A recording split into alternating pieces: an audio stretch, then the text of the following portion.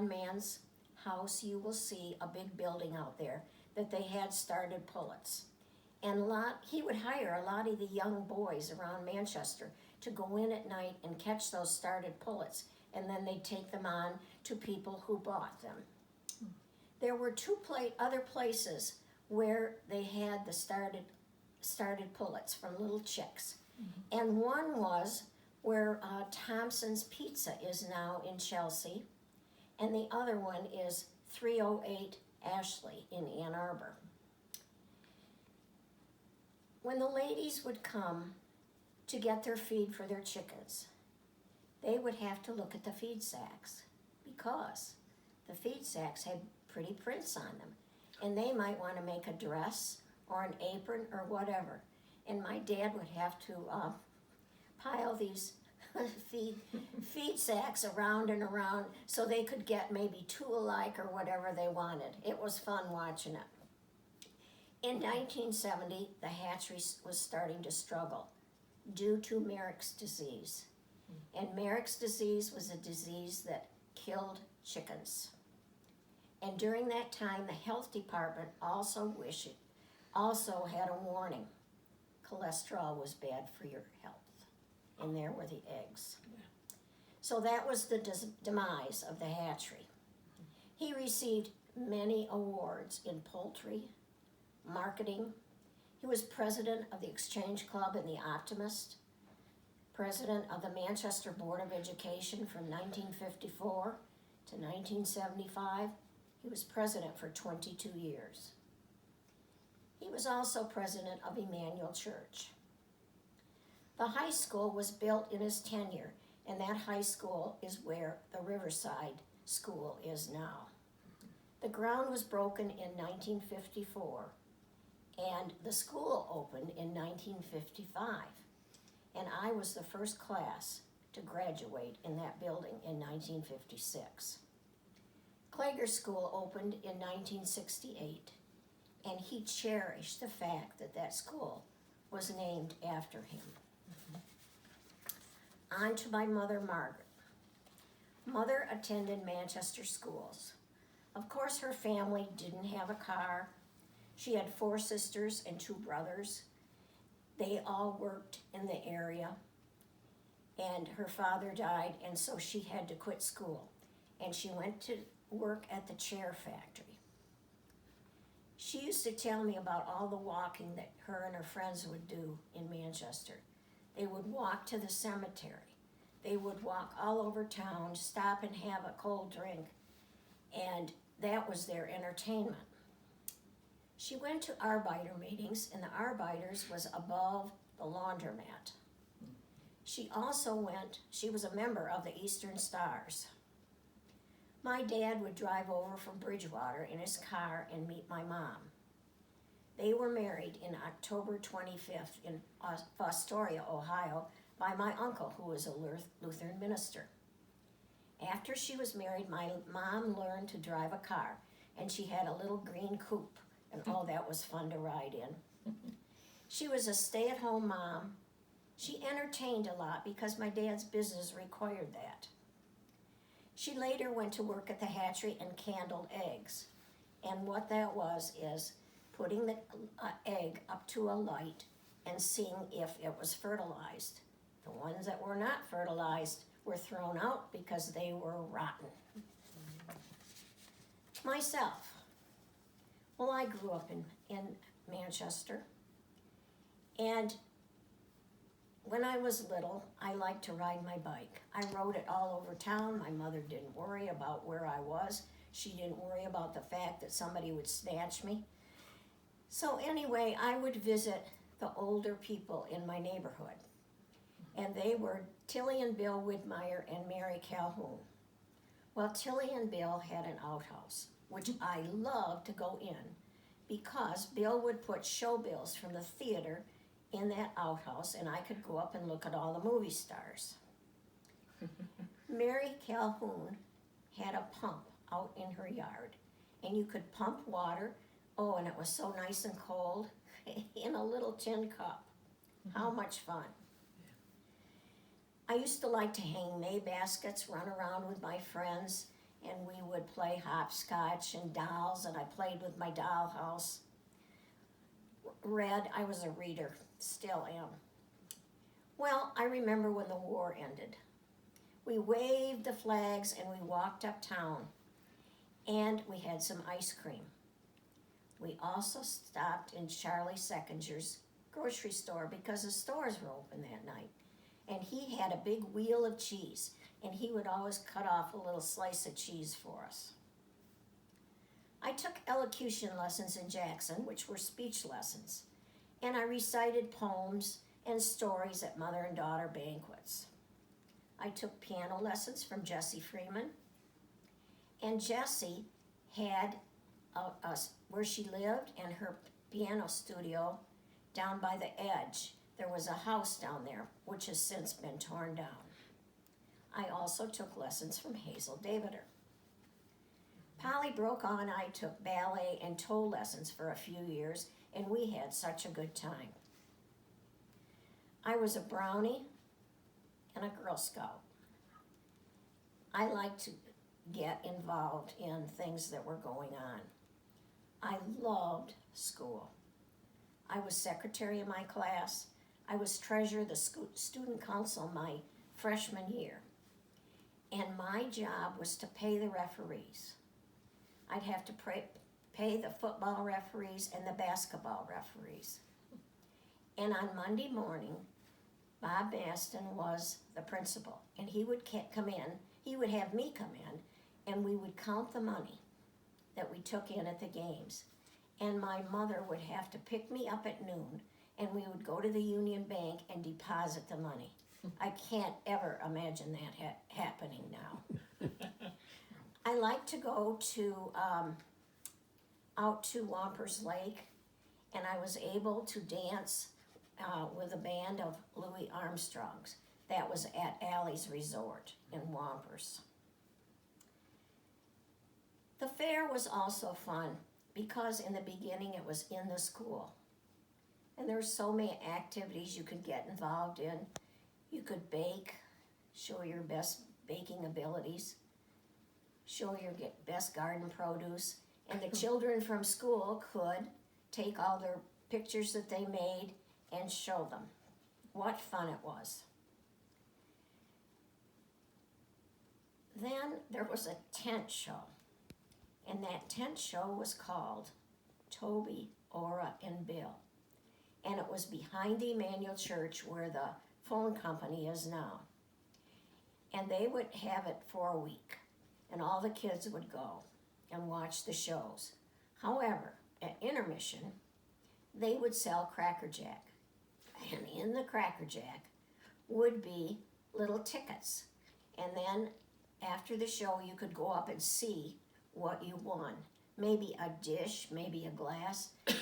I know my mother liked all that stuff that came to the house. She'd just roll her eyes. Then during the fair, I won a prize for the Betty Crocker Homemaker of the Year. I made a chiffon cake. I played sports. I played basketball. I was a varsity cheerleader for 4 years. Participated in the junior-senior play. I was a member of the Future Homemakers of America, and we used to be able to go to a convention and meet other girls in Grand Rapids. Then our senior year, we were the first class to take a plane ride to New York to see the Rockettes, the UN building, Ellis Island, Statue of Liberty. We went from Willow Run. We also came back on the train. I remember having chicken every Sunday for dinner. We had a little chicken coop out in our yard, and my mother would go out and get a chicken and take it over by the river, cut its head off, and dress the chicken and singe its feathers, and I would watch the whole process. And that was our chicken dinner. Of course, then we didn't go out to eat as much. We had homemade meals at home that my mother made. And of course, she cooked German meals with her sauerkraut and Nifflies liver dumplings, liver nifflies, and I still cook that for my family occasionally. But sometimes we would go out to eat, and we would go with the Walt Shibleys, and they like to go to Huck's Redford Inn, and we would go on Friday night. It took us an hour to get there, and they had lobster for $3.50 and we would go there most every Friday night, and that was a delight to go there. Dad talked to Mac Moore and Howard Zindel. They were up at Michigan State. Howard was the chairman of the poultry department at Michigan State, and Mac Moore was a professor. Well, they wanted to tell him how they had found out about a new way to cook chicken with basted butter. Well, my dad brought that back to the Exchange Club at that time, and the rest is history. I remember the FFA boys set up pits near the tennis courts. This was in 1954, before the real broil. And they had a few people come in to taste it and see what they thought.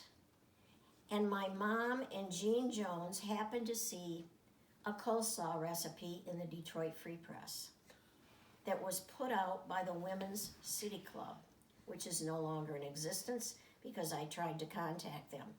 But that's where the coleslaw recipe came from, and it's still the same.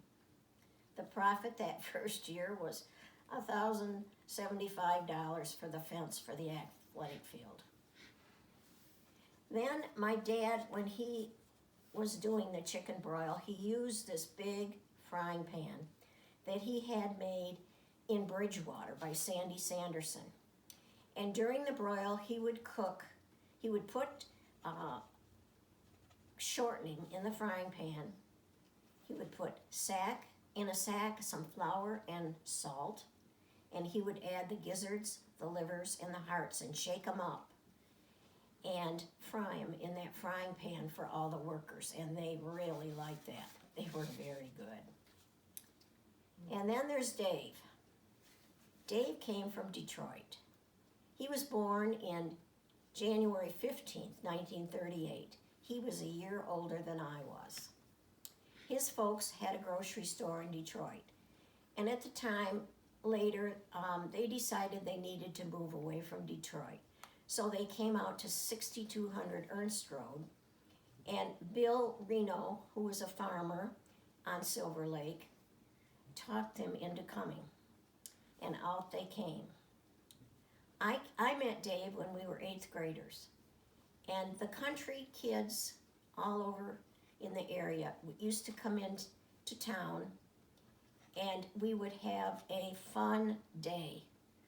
We would play baseball.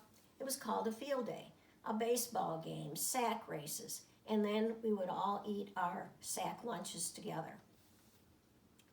Dave and I started dating our sophomore year.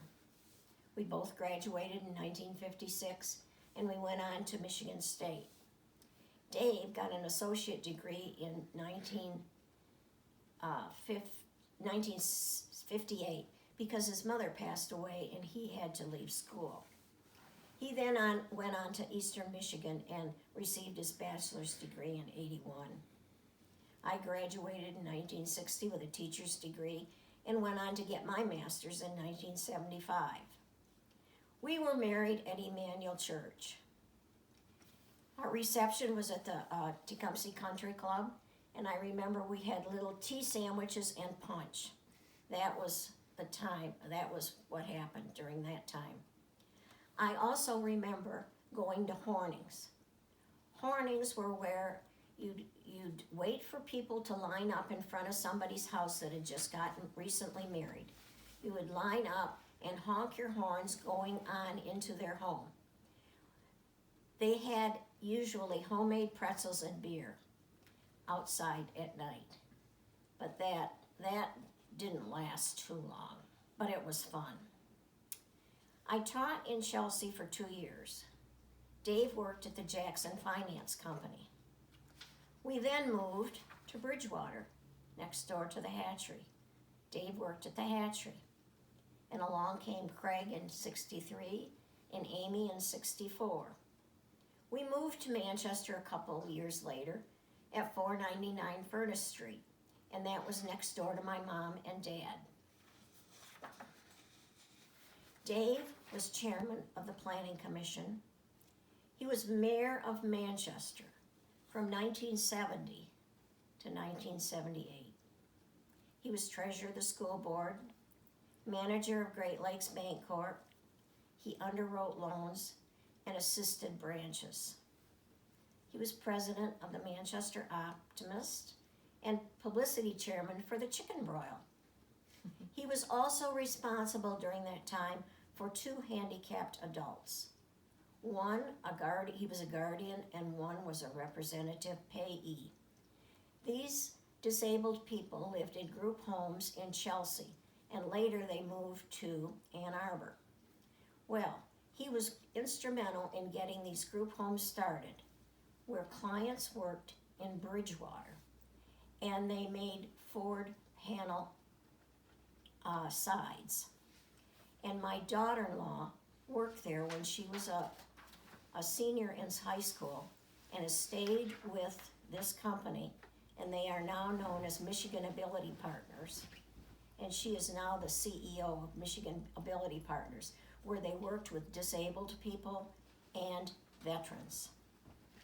Dave also helped form the Blue Ribbon Task Force, which was the Community Resource Center. He also taught winter classes at Washtenaw Community College, business classes. He was presented the Claire Reck Award posthumously. Myself, I loved teaching in Manchester, my hometown. I had friends, kids, and I knew everybody. During that time, you knew everybody in town. My first year, Don Tassi was the principal, a wonderful principal. He came from the University Hospital School in Ann Arbor, and he decided in the fall that we were going to have these handicapped students come out to Manchester to Claver Elementary, which we did, and they came in their wheelchairs, they came on crutches, and we would have so much fun with them. The kids interacted and were so involved, and it was so good for our Manchester kids to see these kids in action. We had lunch with them, and then they were on their way home. I did some seminars for parents. If we were initiating a new subject, I always had the parents involved so they knew what we were doing. Joanne Oakey came to be principal, and she was instrumental in doing hands-on material, especially in math. And this was so good for the kids, especially in the lower grades, where they would see 2 plus 3, they would count maybe with 2 little pennies, 2 plus 3, they would see the 5, and then gradually they went on to the book work. But it was a great way to introduce math to our kids.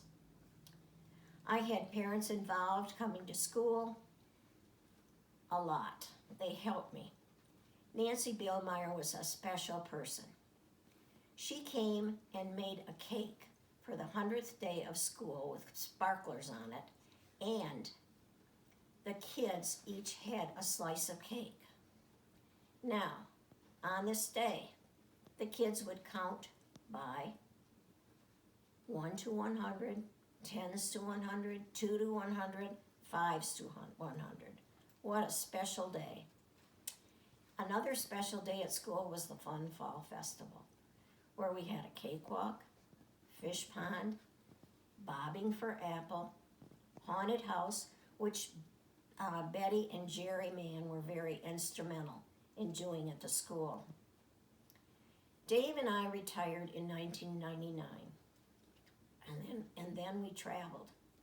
We went to Israel with our church group.